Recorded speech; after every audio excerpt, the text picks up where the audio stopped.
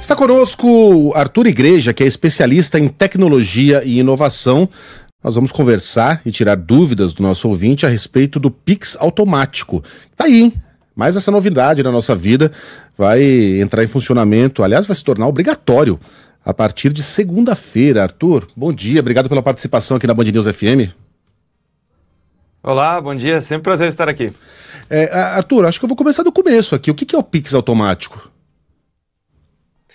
Boa, vamos lá. O Pix automático é mais uma modalidade que entra nesse ecossistema, né, do Pix. Ele é orientado a pagamentos recorrentes, então aqueles pagamentos feitos para escolas, academias, assinaturas, porque muitas vezes as pessoas acabam fazendo esses pagamentos usando o cartão de crédito, algumas usam o débito automático, mas é uma modalidade que nunca pegou tanto assim no Brasil, e algumas pessoas acabam, por exemplo, esquecendo de fazer pagamentos por boleto, algumas até têm uma dívida, fica lá crescendo, ela se esqueceu de fazer um pagamento. Então, o Pix automático é para esse tipo de modalidade. E ele tem uma vantagem que é bem interessante, que é o seguinte: o caso do débito automático, a pessoa só conseguia utilizar se a empresa tinha conta na mesma instituição financeira que a pessoa que contratava aquele serviço. Então, vamos dar um exemplo da academia. A academia tinha conta no Banco A. Se a pessoa tivesse também conta nesse Banco A, ela podia cadastrar débito automático. No caso do Pix automático, não precisa estar na mesma instituição. Então, não importa qual é o banco, qual é a instituição financeira da academia ou da pessoa, e ela consegue usar isso, autorizando esse Pix, essa cobrança recorrente de forma mensal. Sabia disso, Rô? Não. É uma novidade pra mim, eu não sabia. Então por isso que alguns débito. boletos a gente consegue colocar no débito automático e outros não. Mas como é que vai ser, o Arthur? A gente vai pegar o boleto e por meio do QR Code ou do código de barras, a gente mesmo já programa esse débito automático? O que vai acontecer é que as instituições, quer dizer, as empresas, elas vão começar a oferecer essa forma de pagamento. Então, imagina que a pessoa vai fazer uma nova assinatura ou ela vai entrar lá no plano dela e ela vai poder fazer essa troca. Então, ela vai trocar lá ou de boleto, de cartão de crédito, ou seja lá o que ela use, ela vai poder mudar essa modalidade pro Pix automático. E essa mudança, você mencionou no começo, né, que ele vai se tornar obrigatório. É só importante a gente esclarecer que essa obrigatoriedade não é para o consumidor final, não é para a pessoa física. Tem a ver com outro assunto que os ataques que aconteceram recentemente, especialmente em empresas mais vulneráveis. Então, isso é uma mudança que o Banco Central implementou nessa semana, mas não é para o consumidor final. Então, se ele quiser continuar pagando com cartão de crédito, continuar pagando no débito automático, tá tudo bem. Essa mudança da obrigatoriedade é um outro papo. E é mais seguro, Arthur? Dá pra gente dizer que é mais seguro? Não que o débito automático não seja, mas de alguma forma isso traz mais segurança também?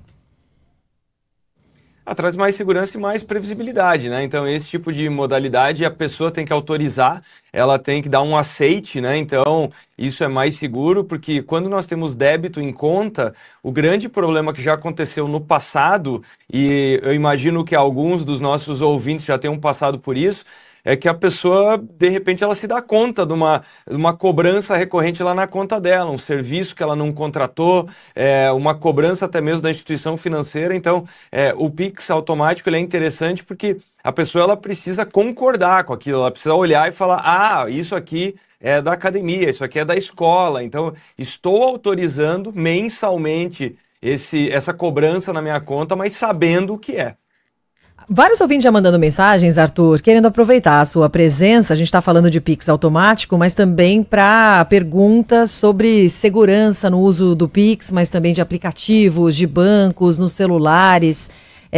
Vou repetir aqui a dúvida do nosso ouvinte Arthur, que está falando sobre essa questão de roubos de celular, em que a pessoa te pede a senha, muitas vezes consegue entrar no seu aplicativo, fazer uma transação. E tanta gente ainda tem dificuldade de conseguir ter o valor de volta por parte do banco. Tem aplicativos que conseguem aumentar a nossa segurança em relação a esses aplicativos?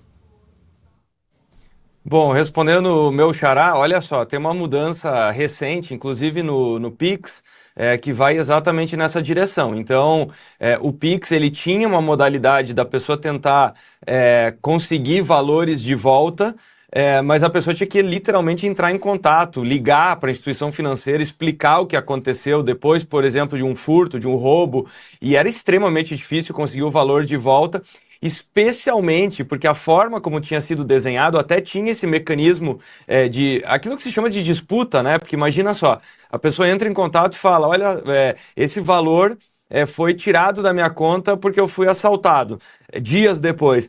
Mas isso também podia ser usado para praticar golpe, né? Imagina uma pessoa que entra em contato, aquele valor ela não deveria receber de volta e ela fala que pretensamente ela foi assaltada. Pois bem, qual que era a trava que existia?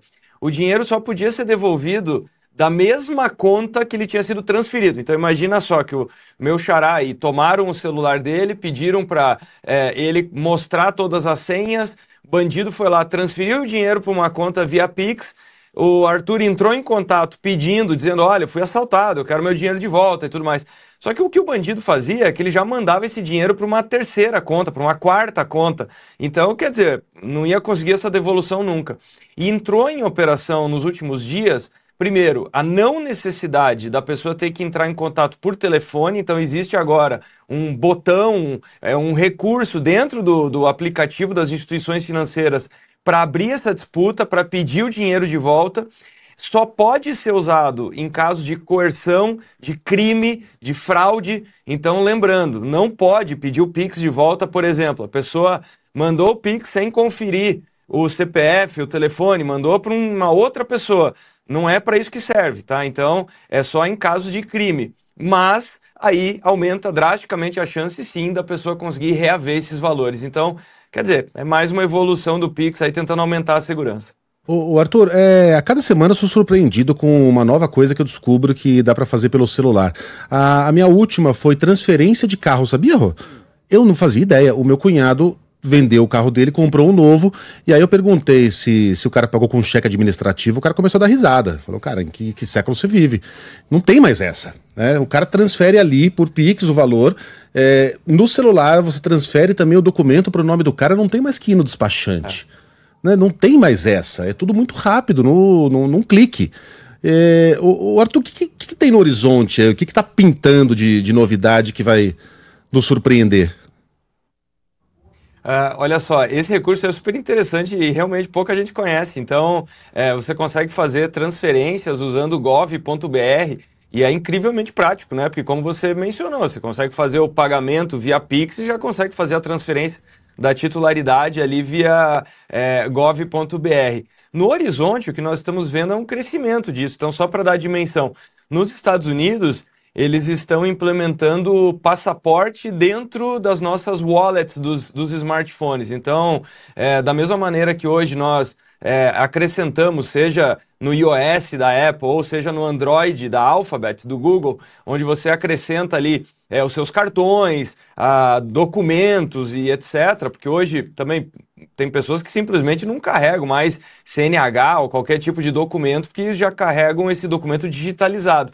Só que agora isso está escalando para praticamente qualquer tipo de documento. Então, vai começar pelos Estados Unidos, com passaporte, com visto, e também eles já estão fazendo testes de nem precisar ter isso. Então, a biometria ser usada de uma forma tão robusta, que a pessoa não vai precisar nem de documento digital, não vai precisar de nada. Então, essa facilidade que você mencionou na transferência dos carros é algo que já tem em algumas partes do mundo, especialmente no estado da Califórnia.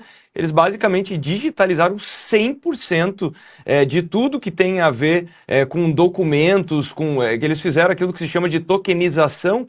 Então você consegue transferir um registro eletrônico, basicamente seria quase que o fim dos cartórios, assim. Então, nós vamos caminhar, respondendo a tua pergunta, aquela reação que essa pessoa teve, né, perguntando, pô, em que século que você vive?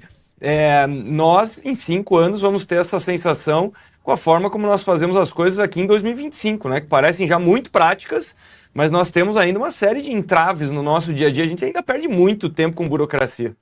Eu ia te perguntar justamente sobre isso, Arthur, para onde caminha a tecnologia no sentido do Pix, das movimentações que a gente faz por aplicativos bancários, o que dá para a gente projetar?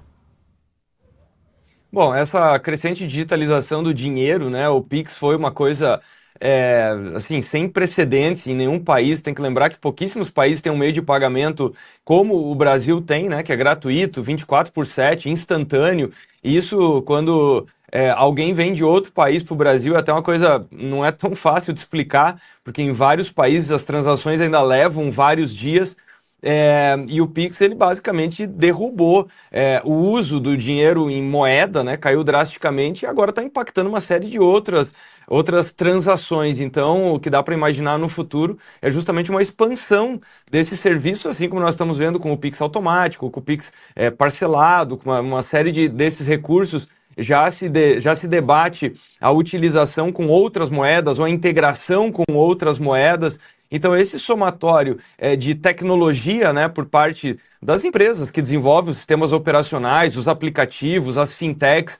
Agora, claro, grande X da questão é aliar a praticidade com segurança, né? Na mesma medida que nós vimos no último ano muitas novidades chegando em relação ao Pix, foram os primeiros momentos que nós vimos grandes golpes, né? Grandes desvios que aconteceram nas empresas justamente de tecnologia que dão suporte ao Pix. Então, a inovação é, claro, sempre muito bem-vinda, mas contanto que ela chegue até a gente devidamente testada, né? O William faz uma pergunta que eu não sei se é séria, mas eu gostei. Será que algum dia a gente vai poder se casar sem ir ao cartório? Se separar? Sem a burocracia que existe hoje. Já imaginou? Nossa. Você sai pra beber com os amigos e acorda casado? É tipo um aplicativo Casa em Las Vegas à distância. Exato. O mundo vai virar uma grande Las Vegas, Entendi. né? Todo mundo vai casar. Se biso. Olha, eu não ficaria surpreso, né? Não ficaria surpreso. Então, essa pergunta realmente não dá para saber se é brincadeira ou não. E até uma outra coisa que eu fiquei pensando aqui foi o seguinte, né? Com o tanto que nós estamos vendo as pessoas se relacionando à distância digitalmente, né? Eu não ficaria surpreso, porque esse ano, por exemplo, saiu um estudo mostrando que em países como os Estados Unidos, que eles são incrivelmente tecnológicos, 48% dos jovens, eles nunca, aos 18 anos, encontraram fisicamente alguém, não saíram fisicamente, não saíram para namorar, para conhecer alguém. Então, imagina, é quase metade. Então, será que nós vamos caminhar para não só esses namoros virtualizados, mas também para casamentos virtualizados? É um mundo super distópico, né? Mas, aquela coisa... enfim, a proposição... Tecnicamente é possível. Não, você vê que ela não parece maluca, né? Não, tecnicamente é claro que é possível. Se você consegue transferir um carro, você consegue juntar as vidas. A questão é, a sociedade deseja isso? E aí tem o apontamento aqui da Liz, que é verdade, né? Pela lei, um juiz de paz tem que determinar se a pessoa está dentro de suas faculdades mentais, tem a questão do regime de bens. Cara, mas regime de bens também você pode colocar num box ali, né? Regime, comunhão total, comunhão parcial, separação total, isso aí é facilmente resolvível se a sociedade assim desejar.